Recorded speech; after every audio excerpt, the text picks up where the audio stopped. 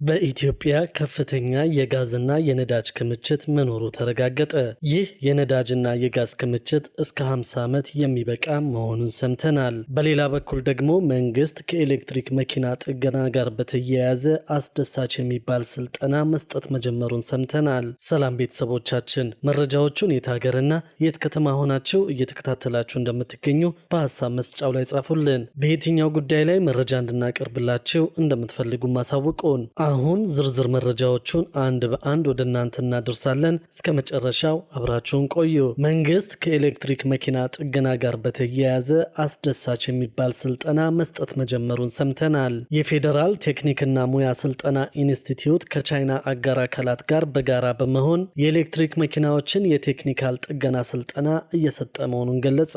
የኢንስቲትዩቱ ዋና ዳይሬክተር ዶክተር ብሩክ ከድር በአዲስ መልክ የስልጠና ዘርፎችን በማመቻቸት የአዳዲስ ቴክኖሎጂን በሚመለከት የተዘጋጁ የስልጠና አይነቶች መኖራቸውን ጠቅሰው ከነዛ ውስጥ የኤሌክትሪክ መኪና ጥገናን በተመለከተ በመሰልጠን ላይ ያሉ በርካታ ሰልጣኞች መኖራቸውን ገልጸዋል። የኤሌክትሪክ መኪናዎች እየተስፋፉ መሆኑን ተከትሎ ስልጠናው አሁን ላይ በአጫጭር ስልጠና መልክ እየተሰጠ መሆኑን የገለጹት ዋና ዳይሬክተሩ በተለይም በቻይና ከሚገኙ አጋር አካላት ጋር በተገባ የጋራ ስምምነት መሰረት ከኤሌክትሪክ መኪና ጋር በተያያዘ የቴክኒካል ጥገና ስልጠናው በሀገር ውስጥና በቻይና እየተሰጠ መሆኑን ገልጸዋል። የአዳዲስ ቴክኖሎጂን በሚመለከት በተዘጋጁ የስልጠና አይነቶች የሚኖራቸውን ተፈላጊነት ለማጥናት አጫጭር ስልጠናውን በመስጠት እየታየ እንደነበርና ተፈላጊነቱ ከፍ ያለ መሆኑን መረጋገጡን ገልጸው በጥናቱ መሰረት በቀጣይ በዲግሪ ደረጃ በመደበኛ የስልጠና ዘርፍ ለማስገባት እየተሰራ መሆኑን አብራርተዋል። ከኢንስቲትዩቱ በተጨማሪም በግል ተቋማት በኩል እየተከፈቱ ያሉ ማሰልጠኛዎች መኖራቸውን አንስተው ከግል ተቋማትም ጋር በትብብር በመስራት ላይ ነን ብለዋል። የኤሌክትሪክ ተሽከርካሪዎችን ጥገና አስመልክቶ ሰልጣኝ ወጣቶችን በሀገር ውስጥና በውጭ ሀገራት ስልጠናዎችን በስፋት እንዲያገኙ ለማድረግ በትኩረት እየተሰራበት መሆኑን አመላክተዋል። በሌላ በኩል ደግሞ በኢትዮጵያ ከፍተኛ የጋዝና የነዳጅ ክምችት መኖሩ ተረጋገጠ። ይህ የነዳጅና የጋዝ ክምችት እስከ 50 ዓመት የሚበቃ መሆኑን ሰምተናል። ከሰሞኑ በውሃና ኢነርጂ ሚኒስቴር፣ በኢትዮጵያ ኤሌክትሪክ ኃይል፣ በኢትዮጵያ ኤሌክትሪክ አገልግሎትና በነዳጅና ኤነርጂ ባለስልጣን በጋራ የተዘጋጀው የኢነርጂ የሰነድ ፖሊሲ ይፋ ተደርጓል።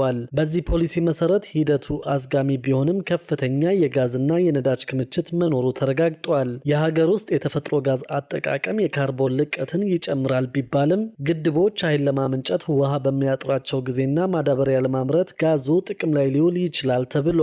ከአንድ ዓመት በፊት የውሃና ኤነርጂ ሚኒስቴር ባዘጋጀው እቅድ በፈረንጆቹ 2025 አጋማሽ ለቤት ውስጥ የኃይል ፍጆታ የተፈጥሮ ጋዝ ምርትን በሚመለከት እቅድ አውጥቶ እንደነበር የሚታወስ ነው። በዚህ መሰረትም በሶማሌ ክልል 2.6 ትሪሊዮን ኪዩቢክ ወይም ደግሞ 2800 ፔታጁል ነዳጅና 6.9 ትሪሊዮን ኪዩቢክ ወይም 7200 ፔታጁል የሚገመት የተረጋገጠ የጋዝ ክምችት መኖሩ ታውቋል። ይህም ለማዳበሪያ፣ ለኤሌክትሪክና ለኢንዱስትሪ ፍላጎቶች ከ50 ዓመታት በላይ በቂ እንደሆነ ተጠቅሷል። ጠቅላይ ሚኒስትር አብይ አህመድ በሶማሌ ክልል ለሚገነቡት የጎዴ ነዳጅ ማጣሪያ ፋብሪካ እንዲሁም የዩሪያ ማዳበሪያ ፋብሪካ መሰረተ ድንጋይ መጣላቸው በቅርቡ ይታወሳል። ጠቅላይ ሚኒስትሩ በፌስቡክ ገጻቸው ባሰፈሩት መልእክት የሁለቱ ፋብሪካዎች ግንባታ መጀመርን አብስረዋል። በክልሉ ይገነባል የተባለው የጎዴ ነዳጅ ማጣሪያ ሂላል ከተባለው የነዳጅ ስፍራ ድፍድፍ ነዳጅ እንደሚያወጣ፣ እንደሚያጣራና እንደሚያጠራቅም ገልጸዋል። የነዳጅ ማጣሪያ ፋብሪካው በዓመት 3.5 ሚሊዮን ቶን ነዳጅ አምርቶ የማቅረብ አቅም እንዳለውም በመልእክታቸው አስፍረዋል። የጎዴ ነዳጅ ማጣሪያ ድርጅት የሚገነባው በጎልደን ኮንኮርድ ግሩፕ እንደሆነም ጠቅሰዋል። በሶማሌ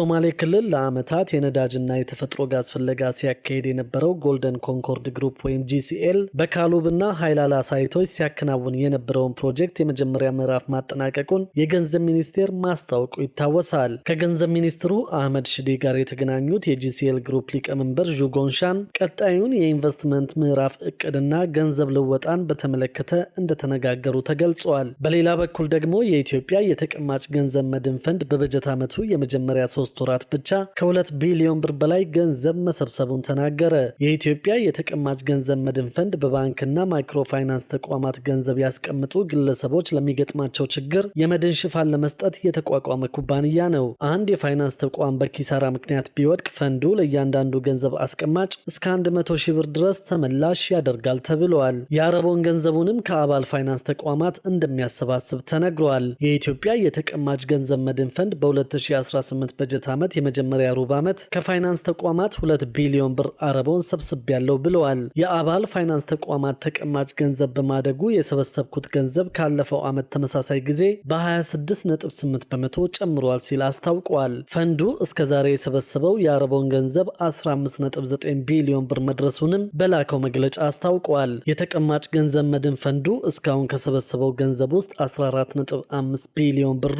ከመደበኛ ተቀማጭ፣ 1.4 ቢሊዮን ብሩ ደግሞ ከወለድ ነጻ ተቀማጭ ገንዘብ የተሰበሰበ ነው ብለዋል። የሚሰበሰበውን ገንዘብ በመንግስት ግምጃ ቤት ሰነድ ላይ ኢንቨስት እንደሚያደርግና በሙዳራባ የቁጠባ ሂሳብ እንደሚያስቀምጥም ተነግሯል። አጠቃላይ የፈንዱ ኢንቨስትመንት 16.4 ቢሊዮን ብር ደርሷል ተብሏል። 15 ቢሊዮን ብሩ በመንግስት ግምጃ ቤት ሰነድ ኢንቨስት የተደረገ፣ ቀሪው 1.4 ቢሊዮን ብር በሙዳራባ የቁጠባ ኢንቨስትመንት ሂሳብ እየተቀመጠ ነው ተብሏል።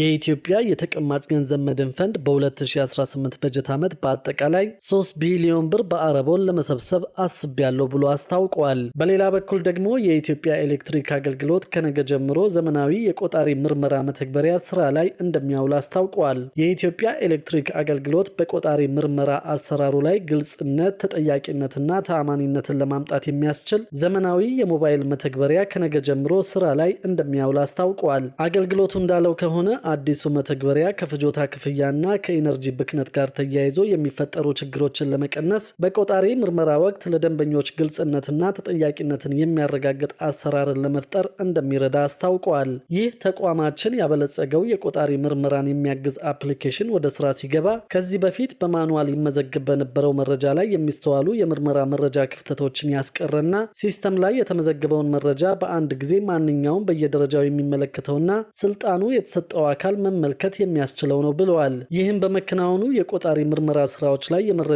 አያያዝ ጥራትን እንደሚጨምር አስታውቀዋል። የቆጣሪ መመርመሪያ አፕሊኬሽኑ በቀላሉ ስልክ ላይ በመጫን የቆጣሪ ምርመራ መረጃዎችን ለመመዝገብ የሚያስችል እንደሆነ ተነግሮለታል። ይህ አፕሊኬሽን ለሁሉም የቆጣሪ አይነቶች ስራ ላይ መዋል የሚያስችል ከመሆኑም በላይ በቆጣሪ ላይ የሚደረጉ ህገወጥ ተግባራትን ጨምሮ የቆጣሪ መረጃዎችን ይመዘግባል። በተጨማሪ መረጃዎችን በዲጂታል መልክ ለመያዝ የምስል መረጃዎችን በመያዝ ስራዎችን በቀላሉ ኦዲት ለማድረግ እንዲሁም ደግሞ ፈጣን የስራ ፍሰቶች እንዲኖር በማድረግና ወጪን የሚቀንስ በመሆኑ ዘርፈ ብዙ ጠቀሜታዎች አሉት። መረጃዎችን ከጂፒኤስ እና ከሰዓት ጋር በማገናኘት የሚመዘግብ በመሆኑ ስራው ከተጠናቀቀ በኋላ መረጃው ለውሳኔ ሰጪዎች አካል በድጋሚ ቢፈለግ በቀላሉ ማግኘት የሚያስችልና ኦዲት ለማድረግ ምቹ ሁኔታን እንደሚፈጥር ተነግረዋል። በሌላ በኩል የቆጣሪ ምርመራ ሲከናወን በማን እንደተሰራ፣ ምን ግኝቶች እንደተገኙ፣ መቼ ምርመራው እንደተከናወነ እንዲሁም ደግሞ የተገኘው ግኝትና የተወሰደው እርምጃ ሁሉንም በሲስተም በአንድ ስክሪን ላይ ማሳየት ያስችላል። ይህም ደንበኞች በምርመራ ሂደቱ ቅሬታ ቢኖራቸው ግልጽና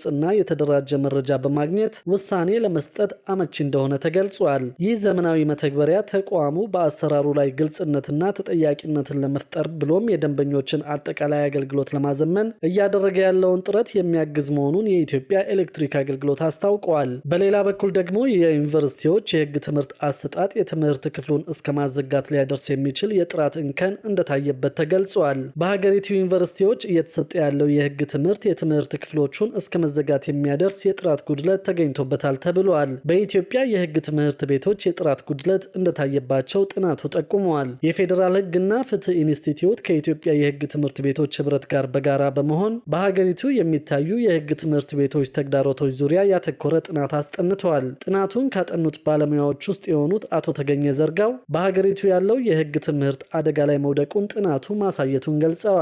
የተወሰኑ ለውጦች ቢኖሩም የህግ ትምህርት ቤቶቹ የጥራት ጉድለት የሚታይባቸው እንደሆኑም ተናግረዋል። አቶ ተገኘ ዘርጋው የባለሙያዎች በህግ ትምህርት ቤቶች የመስራት ተነሳሽነት ማጣትና የመምህራን ጥራት እንደ ምክንያት የሚጠቀሱ መሆናቸውን አንስተዋል። ነገር ግን ከነዚህ ምክንያቶች በተለየ አብዛኞቹ ዩኒቨርሲቲዎች ህግን እንደ አንድ የልቀት ማዕከል ወይም ፎከስ ኤሪያ አድርገው እንደማይመለከቱት ገልጸዋል። ከዚህ አንጻር ከሁለት ዩኒቨርሲቲዎች ውጭ በሀገሪቱ የሚገኙ ዩኒቨርሲቲዎች የህግ ትምህርት በልቀት ማዕከል ወይም ደግሞ ፎከስ ኦፍ ኤሪያ አድርገው እንዳልመረጡ ነው አቶ ተገኘ ያስረዱት። በሀገሪቱ የተሻለ የፍትህ አገልግሎት ለህብረተሰቡ ተደራሽ ለማድረግ ለህግ ትምህርቱ ጥራት መሻሻል ትኩረት ሊሰጠው እንደሚገባን ተገልጿል።